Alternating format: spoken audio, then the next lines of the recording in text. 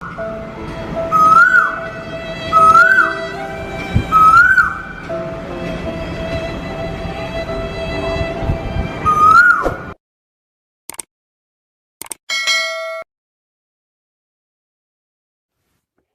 भारत। दोस्तों, आपके जहन में भी कई बार ये सवाल आता होगा कि अखंड भारत कैसा था।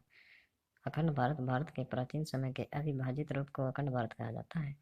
प्राचीन काल में भारत बहुत बड़ा था, जिसमें अफगानिस्तान, पाकिस्तान, बांग्लादेश, श्रीलंका, बर्मा, थाईलैंड आदि देश शामिल थे। बर्मा को म्यांमार भी कहा जाता है। कुछ देश जहाँ बहुत पहले के समय में अलग हो चुके थे, वहीं पाकिस्तान, बांग्लादेश, ये दोनों देश अंग्रेजों के स्वतंत्रता काल के बाद भारत से अलग हुए। अखंड भारत वाक्यांश का उपयोग हिंदू राष्ट्रवादी संगठनों, शिवसेना, राष्ट्रीय स्वयंसेवक संघ तथा विश्व हिंदू परिषद आदि द्वारा भारत की हिंदू राष्ट्र के रूप में अवधारणा के लिए भी किया जाता है। इन संगठनों द्वारा अखंड भारत के मानचित्र में पाकिस्तान, बांग्लादेश को भी दिखाया जाता है। ये संगठन भारत से अलग हुए इन देशों को दोबारा भारत में मिलकर अविभाजित भारत का निर्माण करना चाहते हैं। अखंड भारत का निर्माण सैद्धांतिक रूप से एकता तथा शुद्धि से जुड़ा है। राष्ट्रीय स्वयंसेवक संघ के विचारक हो-वे सहस्रादी ने इनकी पुस्तक में लिखा है। इनकी पुस्तक का नाम है the tragic story of partition. इसमें इन्होंने लिखा कि अखंड भारत के विचार की महत्ता पर बल दिया है। संघ के समाचार पत्र में संघ संचालक मोहन भागवत का व्यक्तित्व प्रकाशित हुआ है, जिसमें इन्होंने कहा है कि केवल अखंड भारत तथा संपूर्ण समाज ही असली स्वतंत्रता ला सकते हैं।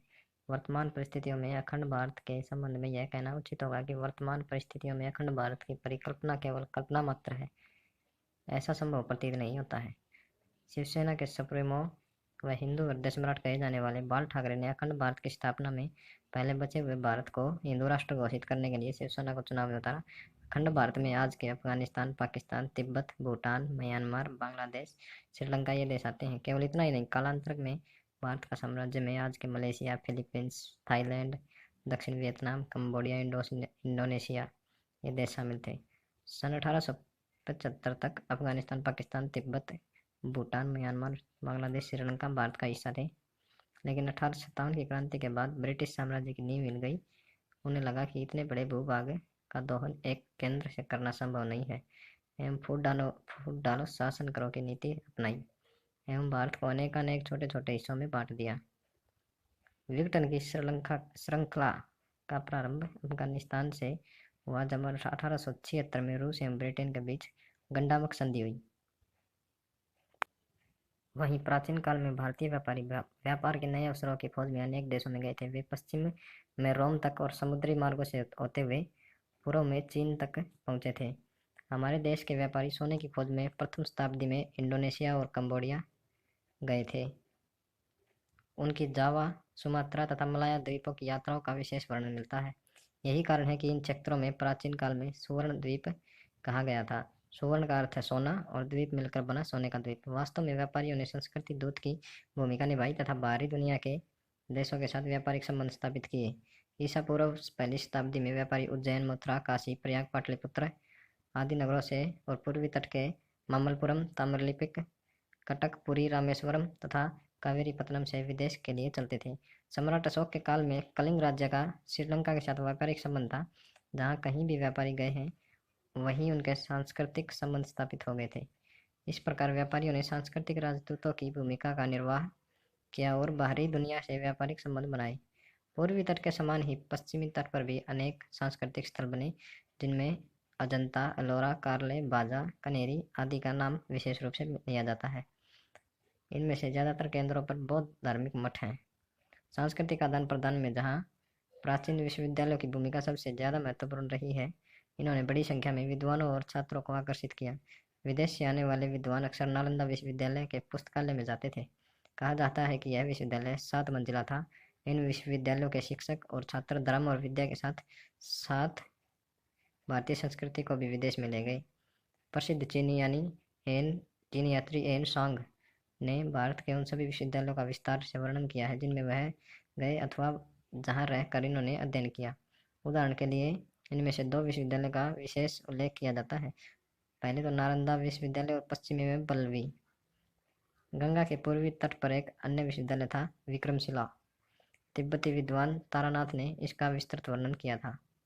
यहाँ के शिक्षक और विद्वान तिब्बत में इतने प्रसिद्ध थे कि कहा जाता है कि एक बार तिब्बत के राजा ने इस विश्वविद्यालय के प्रधान को तिब्बत में आमंत्रित करने के लिए दूत भेजे थे ताकि स्वदेशी ज्ञान और जन सामान्य की संस्कृति में रुचि जगाई जा सके। बिहार में एक अन्य प्रसिद्ध विश्वविद्यालय था ओदंतपुरी। पाल वंश के राजाओं के संरक्षण में इसकी प्रतिष्ठा बढ़ी। इस विश्वविद्यालय से बहुत सारे बौद्ध भिक्षु तिब्बत में जाकर बस गए थे। सन 67 ईस्वी पूर्व में चीनी सम्राट के निमंत्रण पर सबसे पहले जो 2 भारतीय आचार्य चीन गए उनके नाम है काश्यप मातंग और धर्म रक्षित।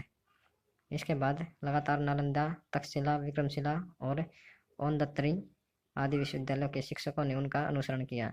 जब आचार्य कुमार जीव चीन पहुंचे तो चीनी सम्राट ने उनसे संस्कृत ग्रंथों को चीनी में अनुदित करने के लिए अनुरोध किया। एक अन्य आचार्य बोधिधर्म थे जो योग दर्शन के विशेषज्ञ माने जाते थे। इनको चीन और जापान में अभी भी सम्मान प्राप्त है। नालंदा विश्वविद्यालय के आचार्य कमलशील को तिब्बत के राजा ने निमंत्रित किया था। उनकी मृत्यु के बाद उनके शरीर पर विशेष लेप लगाकर उसे लासा के विहार में सुरक्षित रखा गया था। ज्ञानभद्र एक अन्य प्रखंड विद्वान थे।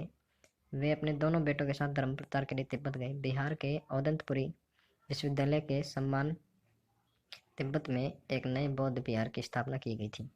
आचार्य अतीश विक्रमशिला विश्वविद्यालय के प्रधान थे। उन्हें दीप शंकर श्री ज्ञान के नाम से भी जाना जाता है। वे 11वीं शताब्दी में तिब्बत गए और वहां बौद्ध धर्म की सशक्त नींव डाली।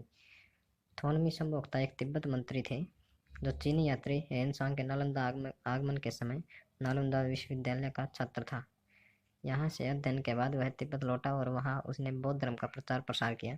तिब्बतियों की बड़ी संख्या ने बौद्ध धर्म को स्वीकार किया, यहाँ तक कि तिब्बत का राजा भी बौद्ध बना दिया गया।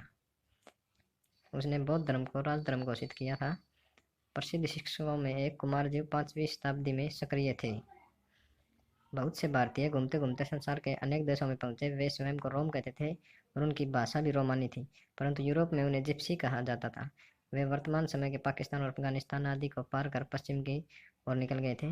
वहां से ईरान और इराक होते हुए वे तुर्की पहुंचे। फारस तौरस की पहाड़ी और कुस्तुनतिया होते हुए वे यूरोप के अनेक देशों में फैल गए। आज वे ग्रीस, बुल्गारिया, रोमानिया और यूगोस्लाविया के राज्यों, Poland, Switzerland, France, Sweden, Czechoslovakia, रूस, हंगरी और इंग्लैंड में बसे हुए हैं। दोस्तों, अगर वीडियो पसंद आए तो लाइक करना, शेयर करना और चैनल को सब्सक्राइब करना।